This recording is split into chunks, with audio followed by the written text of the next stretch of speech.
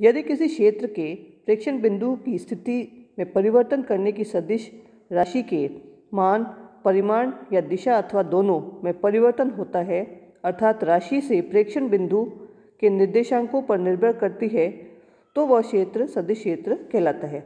विद्युत क्षेत्र की तीव्रता यानी कि इलेक्ट्रिक फील्ड इंटेंसिटी, चुंबकीय क्षेत्र की तीव्रता यानी कि मैग्नेटिक फील्ड इंटेंसिटी, गुरुत्वीय क्षेत्र की तीव्रता, ग्रेविटेशनल फील्ड इंटेंसिटी इत्यादि सदिश क्षेत्र के उदाहरण हैं। किसी क्षेत्र में कोई सदिश राशि ए प्रेक्षण बिंदु के निर्देशांकों x, y तथा z पर निर्भर करती है, तो सदिश क्षेत्र को व्यक्त करते हैं a is equal to function of x, y, z, यानी कि a is equal to a x, y, z।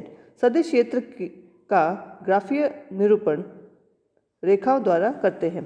इन रेखाओं के क्षेत्र रेखाएं या फील्ड लाइंस या फ्लक्स रेखाएं भी कहते हैं। क्षेत्र में इन रेखाओं को इस प्रकार खींचा जाता है कि इन रेखाओं के किसी बिंदु पर खींची गई स्पर्श रेखा सदिश क्षेत्र की दिशा को व्यक्त करती है। विद्युत एवं चुंबकीय क्षेत्र में खींची गई रेखा जो बल रेखाएं होती है, लाइन्स ऑफ फोर्स भी कहलाती हैं। क्षेत्र के किसी बिंदु पर सदिश क्षेत्र के परिमाण को व्यक्त करने के लिए क्षेत्र तथा लंबवत एक क्षेत्रफल अल्पांश लेते हैं। इस अल्पांश से निर्गत प्रति एकांक क्षेत्रफल क्षेत्र रेखाओं की संख्या सदिश क्षेत्र के परिमाण को व्यक्त करती है। अतः सदिश क्षेत्र के किसी बिंदु पर सदिश क्षेत्र की दिशा के लंबवत अल्पांश क्षेत्रफल से निर्गत प्रति एकांक क्षेत्रफल रेखाओं की संख्या सदिश क्षेत्र के परिमाण के बराबर होती है। माना कि किसी बिंदु पर बल रेखाओं के लंबवत स्थित क्षेत्रफल अल्पांश dA तथा उसमें से d∅ रेखाओं या फ्लक्स गुजरता है, तो सदिश क्षेत्र की तीव्रता जो परिमाण होगा A is equal to d∅/dA, जैसे कि हमने यहाँ पे दर्शाया है। तो सदिश क्षेत्र A is equal to d∅/dA n cap. यहाँ n कैप क्षेत्रफल dA के लंबवत एकांक सदिश है, जो इस अवस्था में सदिश A की भी दिशा निरूपित करता है। किसी अन्य क्षेत्रफल सदिश dA के लिए सदिश n कैप सदिश क्षेत्र A से थीटा बनाता है, तो A का जो परिभाषा है वो A is equal to d∅/dA cos theta, यानी कि A dot n cap is equal to d∅/dA, क्योंकि A dot n cap is equal to A cos theta, जिससे d∅ is equal to A dot n dA, अर्थात flux जो हो जाएगा वो d∅ is equal to A dot dA। अदिश क्षेत्र के समान सदिश क्षेत्र की स्थिति फलन भी एक मानी जाती है, अर्थात सदिश क्षेत्र रेखाएं परस्पर काटती हैं। अब हम बात करते हैं अदिश क्षेत्र की प्रवणता यानी कि gradient of a scalar field. जैसे कि हमने इस चित्र में दर्शाया है, किसी अदिश क्षेत्र में दो नियत अदिश राशि के मानों फाई तथा फाई प्लस d∅ के लिए समअदिश पृष्ठ S1 तथा S2 है, जैसे कि हमने इस चित्र में दर्शाया है। मूल बिंदु O के सापेक्ष पृष्ठ S1 पर स्थित किसी बिंदु P का स्थित सदिश R तथा S2 पृष्ठ पर स्थित बिंदु O की स्थित जो सदिश राशि है R प्लस dr है। P तथा Q बिंदुओं के मध्य विस्थापन हो जाएगा PQ is equal to del R, और PQ दिशा में अदिश फलन फाई के परिवर्तन की दर हो जाएगी del∅/del R। अब P से दूसरे ओर पृष्ठ S2 पर लंब एक RP डालते हैं। पृष्ठों S1 तथा S2 के मध्य न्यूनतम जो दूरी होगी PR is equal to del n, इसके अभिलंब की दिशा में होगा, जो दिशा है वो ये होगी। PR दिशा में अदिश फलन फाई के परिवर्तन की दर del∅/del R होती है। यदि del R दूरी अत्यल्प है, तो जो ट्रायंगल PQR है उसको हम समकोश त्रिभुज मान सकते हैं। मान लीजिए कि del R तथा del n के मध्य कोण थीटा है, तो PR is equal to PQ cos theta, del n is equal to del R cos theta. del R का मान अगर हम उस इक्वेशन में रखते हैं तो PQ दिशा में फाई की जो परिवर्तन दर होगी del∅/del n cos theta. cos theta का महत्तम मान 1 होगा। PQ दिशा में फाई का महत्तम परिवर्तन की जो दर है del∅/del R max del∅/del n, तो ये हो जाएगा d∅/dr मैक्स d∅/dn, अर्थात अदिश फलन फाई के जो परिवर्तन की जो दर है समअदिश पृष्ठ के लंबवत दिशा में अधिकतम होती है। किसी भी अदिश क्षेत्र में अदिश फलन के अधिकतम परिवर्तन की दर को अदिश क्षेत्र की प्रवणता कहते हैं। यह एक सदिश राशि होती है, वह इसकी दिशा समदिश पृष्ठ के लंबवत होती है। यदि समदिश पृष्ठ के अभिलंब की दिशा में एकांक सदिश एन कैप ले ले तो प्रवणता phi is equal to grad phi is equal to del phi is equal to d phi by d n max n cap, ये हो जाएगा d phi by d r max n cap की दिशा में। अदिश प्रवणता कार्तीय निर्देशांकों के रूप में, यानी कि स्केलर कोऑर्डिनेट्स, स्केलर ग्रेडियंट इन कार्टेशियन कोऑर्डिनेट्स। तो ये हम एक संकारक या अवकलज संकारक के रूप में हम इसको व्यक्त कर सकते हैं। अदिश प्रवणता की परिभाषा से grad phi is equal to d phi by d n n cap, यहाँ एन कैप समदिश पृष्ठ के लंबवत दिशा में एकांक सदिश है। माना कि विस्थापन की जो सदिश है वो i d x plus j d y plus k d z के बराबर होती है।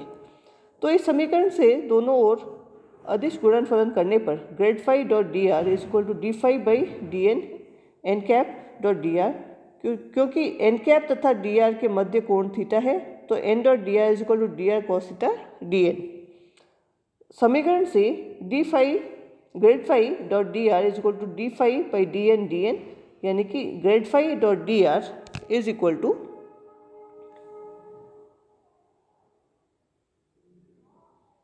डी फाई, यानी कि एक्स वाई जेड निर्देशांकों के सापेक्ष फाई के संपूर्ण अवकलज होता है। तो डी फाई को हम ऐसे लिखेंगे, d phi is equal to i del phi by del x j cap del phi by del y plus k cap del phi by del z dot i d x plus j d y plus k d z. किन्हीं दो सदिश के अदिश गुणनफलन से, यानी कि ए dot B, हम जानते हैं कि ये हो जाएगा i a x plus j a y plus k a z dot i dot b x plus j dot b y plus k dot b z. तो इसका जो वैल्यू हो जाएगी वो a x b x plus a y b y plus a z d z के बराबर हो जाएगा। समीकरण को हम इसको इस प्रकार से लिख सकते हैं, यानी कि d phi is equal to i del phi by del x plus j del phi by del y plus k del phi by del z dot i d x plus j d y plus k d z, यानी कि i del phi by del x plus j del phi by del y plus k del phi by del z dot d r. तो grad phi को हम इस प्रकार से लिख सकते हैं, i del phi by del x plus j del phi by del y plus k del phi by del z. सदिश बीजगणित में i del phi by del x plus j del phi by del y plus k del phi by del z को अवकलज संकारक या differential operator कहते हैं। तो इसको हम, यानी कि del phi i del phi by del x plus j del phi by del y plus k del phi by del z हम इस प्रकार से लिख सकते हैं, यानी कि ग्रेड फाई को हम लिख सकते हैं डेल फाई। अब हम बात करते हैं सदिशों के समाकल या इंटीग्रल्स ऑफ वेक्टर्स के बारे में। अगर हम मान लेते हैं कि r u is equal to r one u plus r two u j cap plus r three u k cap एक सदिश है जो कि किसी एक मानी चर या सिंगल वेरिएबल u का फलन है। यहाँ r one u plus r two u r three u किसी दिए गए अंतराल पर सतत माने गए हैं। तो आर यू डी यू उसको अगर हम इंटीग्रेट करते हैं तो इसकी जो वैल्यू हो जाएगी i integral of r one u d u plus j cap r two u d u plus k cap r three u d u, इन सबको हम इंटीग्रल करेंगे। तो आर यू का अनिश्चित समाकल या इंडेफिनिट इंटीग्रल, इसको हम ये कहते हैं। यदि कोई सदिश एस यू इस प्रकार का है कि r u is equal to del by del u s u, तो r u del u integral is equal to integral of d by d u of s u d u. तो इसको हम इस प्रकार से लिख सकते हैं एस यू प्लस सी। यहाँ सी पर अनाश्रित या इंडिपेंडेंट एक स्वेच्छा अचर सदिश होता है।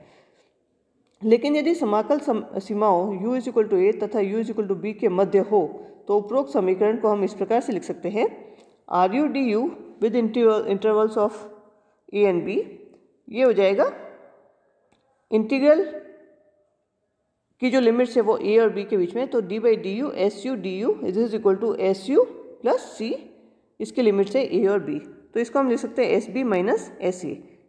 इसे निश्चित समाकल या डेफिनेट इंटीग्रल भी कहते हैं। तो ये हमने बात करी इंटीग्रल्स के बारे में। अब हम बात करते हैं रेखा समाकल।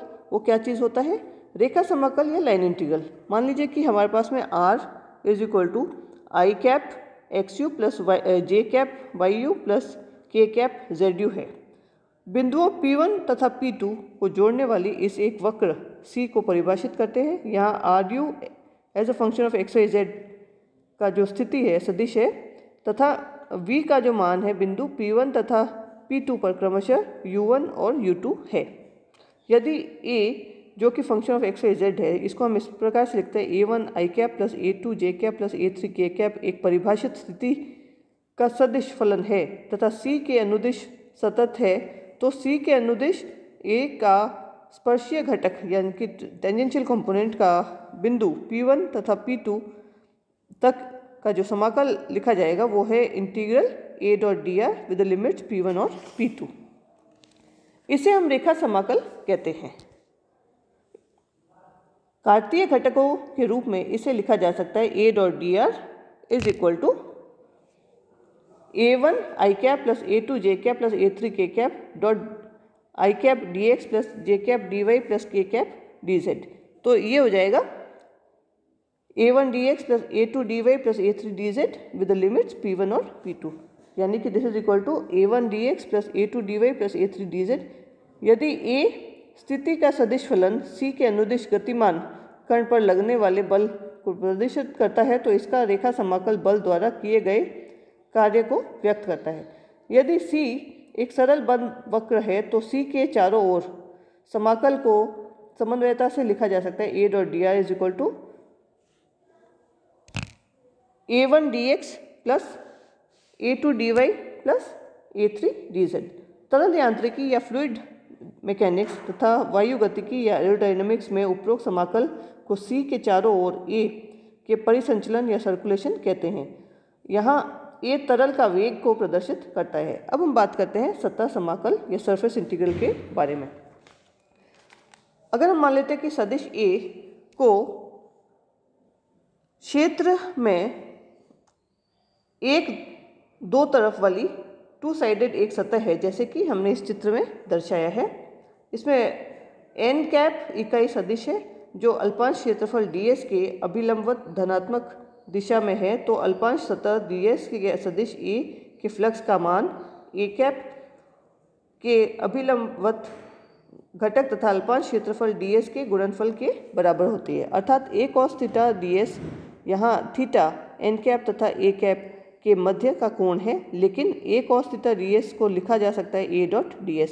यहाँ ds सदिश अल्पांश क्षेत्रफल n कैप की दिशा है, अतः सतह S से a के फ्लक्स के जो होगा a dot ds is equal to a dot n ds, यानी कि a dot ds equal to a dot n ds, जैसे कि हमने यहाँ पे लिखा है। उपरोक्त संबंध सतह समाकल का एक उदाहरण है। कभी कभी ये जो हमने यहाँ चित्र बनाया है इससे भी बंद सतह S के ऊपर जो सतह समाकल के लिए प्रयुक्त किया जाता है। यदि कोई दुविधा या कन्फ्यूजन हो तो संकेत सिर्फ एक इंटीग्रल का जो साइन है वो भी हम यहाँ पे ले सकते हैं।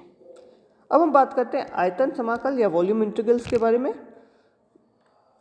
आकाश में किसी बंद सतह की कल्पना करते हैं तो कोई आयतन V घेरे हुए एनक्लोजिंग है, तो जो तीन इंटीग्रल्स यूज करते हैं a डॉट dv तथा phi dv के आयतन समाकल के उदाहरण होते हैं।